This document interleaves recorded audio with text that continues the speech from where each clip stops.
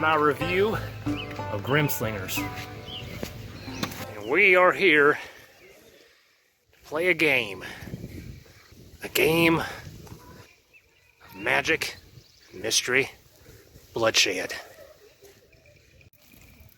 And there's a man in costume carrying power cables. Not gonna lie, this place is a little anachronistic. This is a story of hooligans and outlaws that are traveling across the Forgotten West on a tall tale. A tall tale of adventure, magic, and mystery. And I am here to talk about how the game is played and what I think of it.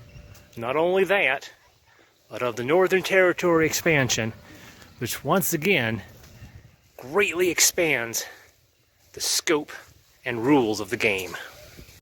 Now, fundamentally, Grimslingers is a card game. Are you going to talk like that the whole time? Yeah? You sound like the kid from Tokyo Drift.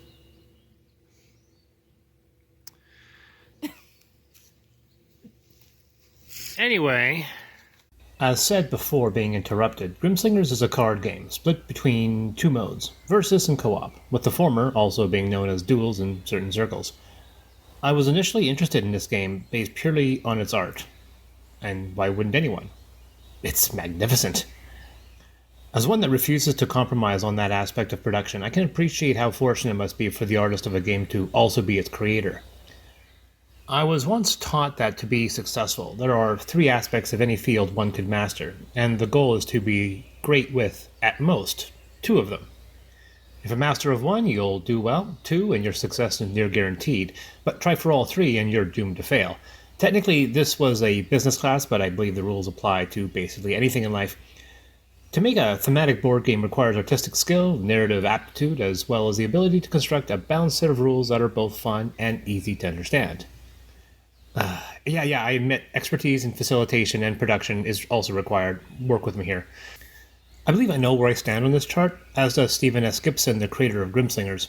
The game is strong in two aspects, but ultimately stumbles with the third. No more significant example of this can be found than looking at the core box's rulebook and noticing its 3rd edition title. I never even knew that there were previous editions, with vestigial elements of prior editions still found across the material in this updated version. One rule referenced a face-off, an aspect of the game no longer implemented. It's unfortunate the designers never bothered to update the cards along with the new rulebook. If you want details on how the earlier build played out, I suggest Z Garcia's review on the Dice Tower.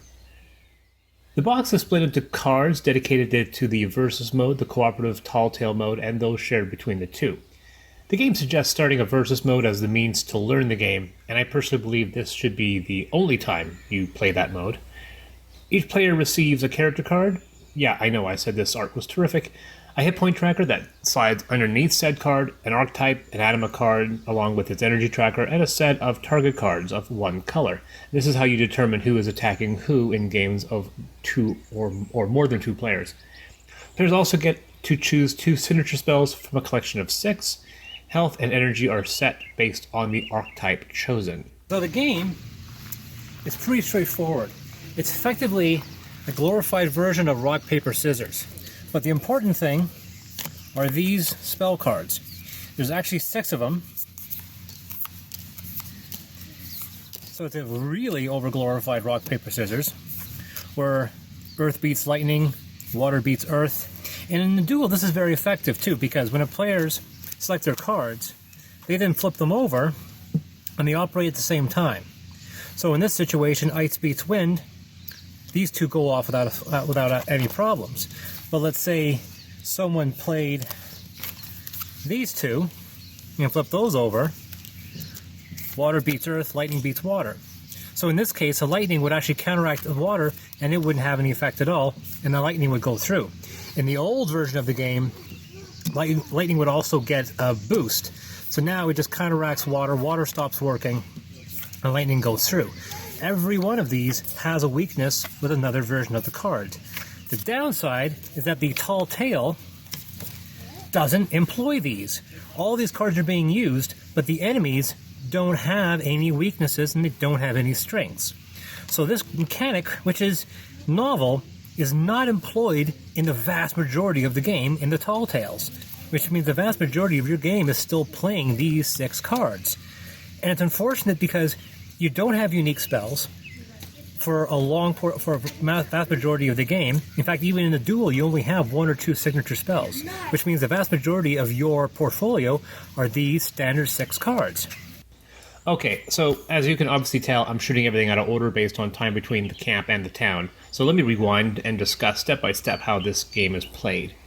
To finish setup, lay down the shuffled and somewhat intimidating item deck, having removed the Tall Tale Pacific cards from the deck, reveal the top 3 cards. When players cast spells, they are placed in said player's personal discard pile. The majority of used items are put in the shared item discard pile, out of a player's ownership. There are 2 distinct terms regarding the removal of cards from the game: discarding and deactivating. Discarding works the same way as one would expect. Cards played are placed face up in a discard pile. However, cards can also be deactivated, which are placed horizontal and face down. Specific equipment when used can be deactivated instead of discarded, while some spells are forced into deactivation based on personal and enemy actions. No cards are ever permanently lost during the match, not even those deactivated, though recovering deactivated cards is different than those recovering discarded cards. Have I lost any of you yet? For a standard versus game, players will have those 6 aforementioned element spells, 2 signature spells, and that's it. The first part of a round is simple, the standoff phase, where players each take one of the following actions. They can sacrifice any amount of health for energy, though not the other way around. They can resolve a card in their hand with the standoff keyword, and there aren't very many of those, activate one of the Animus abilities, or claim one of the face-up item cards across the scavenge row. You can also deduct 3 energy to return up to 5 deactivated cards back to your hand. The Animus can reload, spending 3 EP to return 4 discarded cards to your hand.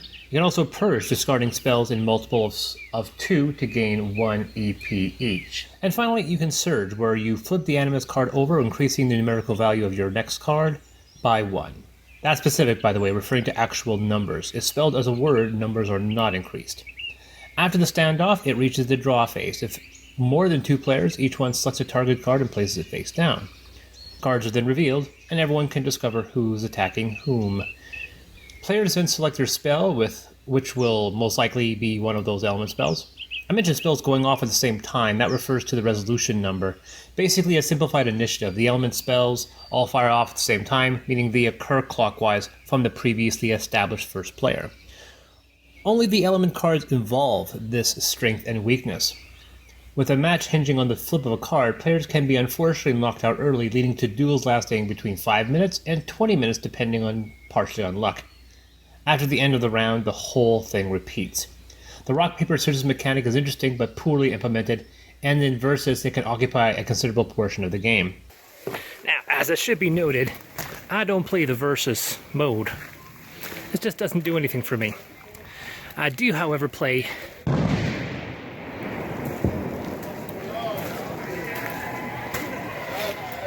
that just happened.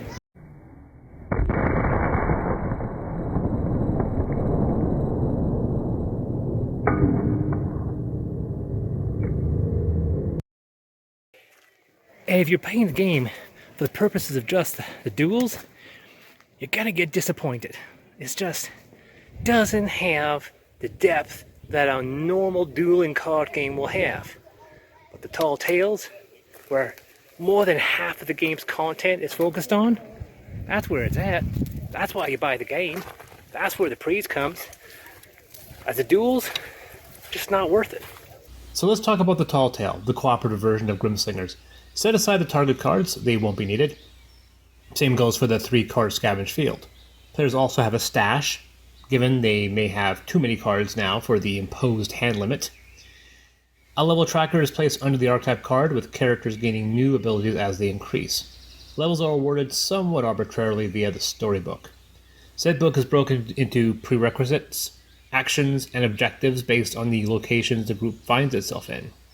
The item deck grows substantially in size. And we now have a map, where the players explore this new Forgotten West. To move across the Forgotten West involves an adventure turn, including a narrative phase, a node resolution phase, and a movement phase. Naturally, players will know what's expected given the iconography of the map. If a monster or die is rolled to determine the opponent. Now, this Forgotten West is extremely inhospitable and dangerous, and there are creatures you can fight. Some of these creatures can include bandits, dune worm, or my personal favorite, the nude tar. And yeah, that is his name. Now, when you're dealing with these guys, it's not too dissimilar from a game like Gloomhaven. You have a whole bunch of very specific action cards that you would reveal on their turn, which you mix with their own generic creature cards. And then by flipping a card over, you get to commit that action on that listed resolution number. Simple as that. On the back of each of these creatures tells you how powerful they are depending on the number of players and the rewards for beating them. The narrative elements sneak in based on when objectives are met, and the game includes 4 chapters to play, which granted isn't much, but this game isn't that much to begin with. So not every single location is going to be a battle or a landmark. Sometimes it's just going to be an event. And once again, not too dissimilar from Gloomhaven, you've got these event cards. Mouthful of Trouble, Shadowy Stealers, Soul River. There's actually quite a few of these, good 30 or 40 of them in fact. And I think this horse is about to fart in my face. Events can involve rolling dice, drawing cards from a number deck, or simple choices characters make. The story is admittedly linear, with only a few moments to offer characters the illusion of choice, the only aspect of personalization being the repertoire of cards players possess in their tableau. The surprise is that the narrative is honestly quite good.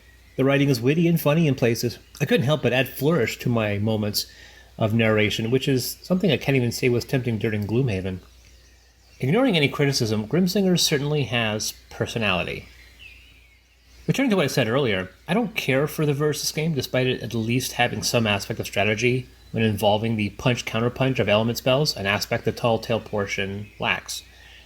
Element spells in Tall Tale are just minor attacks each player possesses, and little more than that.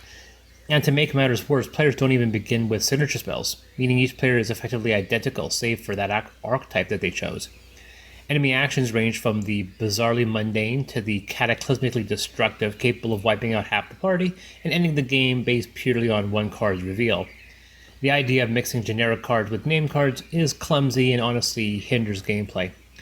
A basic set includes only 6 monsters, so would it have been really that difficult to add 18 more cards and make each monster genuinely unique? And reiterating the point earlier, none of the monsters employ strength or weaknesses regarding the element spells, meaning the success or failure of your attack is based as much on dumb luck than it is on strategy. For nearly every monster we fought, I ignored any tactics involving deactivating cards or robbing the monster of energy and focused solely on abilities that inflicted as much damage as possible. In essence, limiting the number of turns the monster turned over an action card. This has resulted in battles taking as few as 2 turns to resolve. Monsters track HP and EP via their own trackers, and there is an interesting creature modifier which does offer some replayability in facing off the same monsters repeatedly. Like versus mode, fighting monsters feels more random than it should. Players can't coordinate element spells. You'd think there'd be rules present for synergy, casting fire and lightning together, for example, to create a new effect, something to make these element cards distinct in some way and offer players the opportunity to strategize. I know that came off as critical, but I keep playing Grimslingers. It's just too much damn fun playing through its story. Going back to the Tall Tale, if you land on a rest node, you can finally regain some hit points as well as commit to a standoff action or trade cards with your stash. Dying does not result in instant elimination, thankfully. In fact, the difficulty of a game affects the number of defeats a group can suffer before losing the game, with the normal difficulty allowing up to 2. If a character is defeated, after the next turn they are restored HP and EP based on said difficulty, and the game continues. Thankfully, despite the randomness of combat, I have yet to lose a game of Grimslingers, and I would consider that praise as a come for the story, not to have my nethers punched in repeatedly by a cruel game. And that is the 3rd edition of Grimslingers, which I will now toss, for the most part, as the Northern Territory expansion once again alters the rules. If you're counting, that means we're up to 4th edition in only 3 years, and I kid you not that there's already an errata posted online. In the old game, you had these, I guess, class cards, basically define who you were. Those are gone. You also had level cards. Those are also gone. What's been replaced is a progressive point system where you buy your abilities instead of going up levels. Now, the Northern Territory expansion also comes with only 4 characters, unlike the previous game which gave you about 7 or 8. They were the cool ones, I guess most of the cool ones. The important thing is that the dog and the cat are in the new expansion. And look at them. They're adorable. I mean, the cat got a 6-shooter, the dog has a sword. And in case you're wondering, the dog's sword is called Cat's Bane. Unfortunately, it does mean if you were playing the previous game with the other characters and you want to get into this one, without waiting for an expansion, you're going to have to drop them and pick one of the 4 characters that are in the Northern Territory expansion. With archetypes and levels removed and the characters limited to 4, you'd think that this expansion would have reduced scope, but that couldn't be further from the truth. Most of the box is dedicated, and rightfully so, to the cooperative half of the game. By this point, more than just half, though the mechanics affecting both aspects have also been altered. Again. Without archetypes, all characters begin life with HP and EP at 8 in Versus mode, 5 in a Tall Tale. The hand limit is the same, 8 in Versus, 5 with a Tall Tale, resulting in the stash being critically important in both games. In Versus, the stash is limitless, but in the Tall Tale it starts at only 3, meaning from the get-go you're already employing it to store superfluous cards. In Versus, players only select 1 signature spell instead of 2, furthering the importance of the element spells. However, the characters now have access to unique skill cards, and I do mean unique. Nyanyo has a 6-shooter she can load to the game, while Kipper can morph into, well, a super dog. The new box comes also supplied with character cards to help with the often confusing rules, offering a way to organize one's tableau. The monsters and item sections benefit from reference cards as well. Actual gameplay features 1 significant alteration. Players now gain 2 standoff actions during that phase instead of 1, though only one of those can be through the Animus. Specific Grimslinger abilities can also be used, and cards can be swapped between one's hand and stash. The game is apparently trying to push the skill cards over the signature spells, especially since in a Versus game you acquire 4 of the former.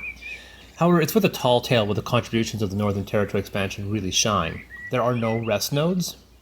Instead, players gain a standoff phase, meaning they no longer recover hit points or EP and must rely on their spell work and items to save them. In fact, there are technically no nodes at all. That map from the core book? Toss it. Now you have a generated map via a deck of cards. Now in this abridged demonstration, we can see here a couple of cards that you would lay out if you were creating a map that your meeple would move across. Now, when you land on ones like these will be face up. The red portal, kings are landmarks, and then the chest. In order to open the chest, you gotta find one of the keys. The keys are hiding underneath some of these cards. There's also a queen here, another one. Another legendary key. Legendary key opens legendary chest. Pretty straightforward, right? We'd also see the red portals, special events, and then these ones are face down, so you don't know what's on them. When your meeple moves from one location to another, you reveal that location. Here, nothing happens, so you can rest. Same goes here. This is an event. That means you gotta check the event deck. And then this is an attack, which means you fight a monster. And that's basically the whole map. Now, I thought originally that, why don't they just simply have the landmark's name? Like, Llama Llama Sip Sip or stuff like that. But there are different configurations, and this landmark might mean something else in another game. But still, I thought, why not just have the landmarks? Why have the iconography? until I realized something. This whole location deck is actually a 52 card legal size deck of playing cards. You could actually play with this set of cards.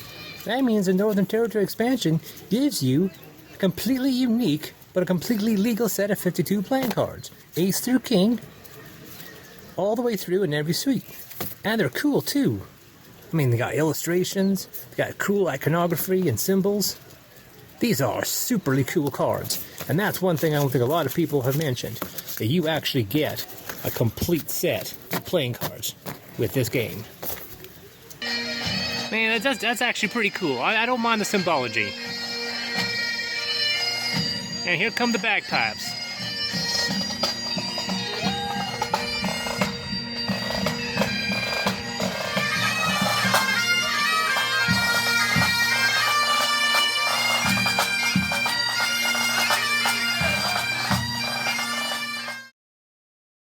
Okay, back to reality. This is one such configuration, and as stated, this configuration may change depending on the region the group is entering. The game suggests that if you have not played through the previous book story, to run through that one first, ignoring references to levels or nodes. Instead, you employ this map. The entire Valley of Death book from the first game takes place on this map. The Child of Light not only expands outside the valley like the Red River and the foreboding Gates of Hell, but also features branching story points. This means players may run through different alternate paths and discover new elements based on actual player choice. The new box also offers not one but two different terror paths where players can track their purchased character upgrades and the rewards, bestowing progression points to acquire said upgrades. And characters will earn these points continually. We even start the campaign with 20, offering considerably more customization than previously seen. In my campaign, I get to play Nyunyo, and already she exhibits actual personality in both the narrative portions as well as combat. Alas, combat is virtually untouched, suffering from the same problems with the earlier expansion. However, as mentioned earlier, they do gain their own reference card, which greatly helps. But they also now acquire dispositions, which offers another level of replayability. The spot only holds one, but you actually draw two, and if characters are able to satisfy the disposition, they can inflict status effects or straight up damage their opponent. In one battle, my group was able to kill an entire Doom Worm in a single turn. So, one thing about Grimslingers that I actually have to state, though, I've made a couple comparisons to Gloomhaven, and I feel that those comparisons are accurate, because you deal with monsters that have randomized actions based on flipping over a card. You have character classes. You have, when you move from place to place, you draw event cards that have story points on them, just like Gloomhaven. There are characters you develop through experience points. The first game had levels, but the new game has progressive points. In fact, I'd almost say that in many ways, Grimslingers is like a pocket-size Gloomhaven, right? It simplifies a lot of the mechanics, but it gives you a lot of the exact same type of a dynamic character development storyline. Every playthrough is going to be a little different, and with a new expansion that gives you this customized map that always changes, that's not too dissimilar from making a whole bunch of tiled maps. I'm not saying that it can be measured on every level, but the idea of a baby Gloomhaven is not too far from the truth. Grimslingers is only like less than $30. I think it's like $25 for the core set. The expansion's only like $24 or $25. So that means with both sets together, you're looking at $40 for a game that emulates to even a slight degree of Gloomhaven. I don't know how that could be anything else but praise. Which brings us to the new app. To ease people into the game and streamline certain elements, the designers attempted to create one. Appreciated, but clumsy. The app recreates the card map and can replace the event cards and even the monster trackers. This is useful only if you're limited to desk space, because the game with all the characters and trackers takes up substantial real estate. I'm going to be anachronistic for 1 second and bring my girlfriend into the shot, because she's been helping me through the whole thing. Girlfriend? Fiance. I should just remind you, well, most of you guys have seen the video anyway. You know I basically proposed to her within a box of Feast for Odin. But beyond that, our opinions on the game are mixed. I mean, I really, really like the game, but even after 3 games, it still feels a little clumsy. Yeah, it's taking me a long time to get the hang of it. Like, I still don't think I understand the game. No, that's kind of an important thing about the game, is that it's straightforward. It is actually relatively easy to learn, but for some reason it just feels kind of finicky. I mean, I think the game means well, and I definitely think that the duel portion of the game is tacked on because I think that the creator feels like he has to include a dueling competitive version of it, but I don't think the game is designed for that. As a cooperative game, considering that the majority of the expansion and the majority of the base core book seems to be dedicated to the cooperative mode, it seems like that would be the standard mode. You agree? Yeah, I would agree. I don't like it in competitive anyway, because I get too angry. Yeah, exactly. So you would still give it... Would you play it again? I will play it again. Maybe after I read the rules. You're saying I'm not a good teacher? No, I think the rules are just not that good. Yeah, that's one thing also about both the core system and the first, second, third, and now 4th edition rules with an errata you can find online. Even with those, I wouldn't necessarily say that the game is still easy to learn. I mean, in comparison, we just packed out Mystic Vale. I read how those rules, and within 10 minutes, I had the game sussed out. I have seen 3 playthroughs of Grimslingers and read all 3 rule books, and I am still having to check the rule book once in a while to figure out what a rule means. Yeah. In summation, Grimslingers is a flawed work of genius. I'd still give the versus mode a pass despite featuring one mechanic the cooperative mode could stand to include, but the latter overflows with such personality and good intentions, I can't help but love it. However, this does come with a significant caveat that one procures both the core box and the Northern Territory expansion, then throw out about 30 cards from the original set, and then potentially wait until the remaining character cards are supported with expansions the game promises but has yet to deliver on. Here am I still criticizing. I'm still going to play this game, for the very least to see how it ends, because unlike many other board games in my collection, I actually care about Grimslinger's story. And that, I believe, is the best praise I can offer.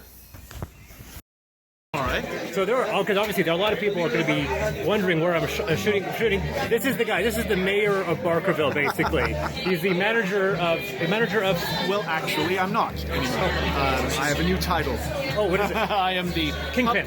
Public Programming and Global Media Development Lead. That's a lot of syllables. It's more syllables than the last position, so it must be better. And you still run day-to-day operations. I do. I run the interpretive programming, so all of the professional actor historians that you encounter here in Barkerville, they work for me. And I also do public relations and media development, so content creation, multimedia. Yeah, and so basically whenever you see any of the actors or any of the operations, any of the theater productions, and it's basically this guy who organizes it all. And Barkerville is a fantastic historic town. It's in basically central BC. It is a great place to visit. I've been here a couple of times. They run a fantastic steampunk-themed murder mystery evening. It's in September, and he's also an accomplished producer, director, and actor. He's actually a fantastic actor, and he does a great show called The Fred Will Show, which I've seen, and it's an absolutely brilliant performance, one-man show. And do you want to plug the movie? Certainly, yes. Okay, so he is the writer, producer, and director on The Doctor's Case, which is a adaptation of a Sherlock Holmes short story written by Stephen King. Yes. I got it. And do you have any other film festivals coming up? Yes, actually, the next major festival that we'll be in is at the end of July in New Hope, Pennsylvania, the New Hope Film Festival. Yeah. Of course, we wanted to get into that one because of the Star Wars connection, which I thought was pretty cool. New Hope, that's pretty cool. Yeah. And then we've got the Regina International Film Festival coming up in August, the Diamond in the Rough Festival in just outside of San Diego, California, and then the big one, Kew Gardens International Festival of Film in Queens, New York. in mid-August as well. And so you can find Doctor's Case is on Facebook. Absolutely. And you can see all the awards they've been winning. As I had a conversation with J.P. Winslow, who plays Sherlock Holmes. He's another actor in this troupe. The vast majority... There he is, actually! You couldn't have picked a better time. This is the guy who plays Sherlock Holmes personally. He's a fantastic human being, great guy. Incredible attire, both of them. Well, dressed up. So yeah, check it out. This is Chris from Deus Ex Machina for Dice Tower. These are the two of the geniuses behind two geniuses. Many geniuses. Two many geniuses for the Doctor's Case and Barkerville. So come down. This is a great place to visit. Bye. So in case you guys were wondering, it's an umbrella. Thanks so much for watching the Dice Tower videos. Find more great videos and reviews, as well as our top-rated audio podcast at Dicetower.com.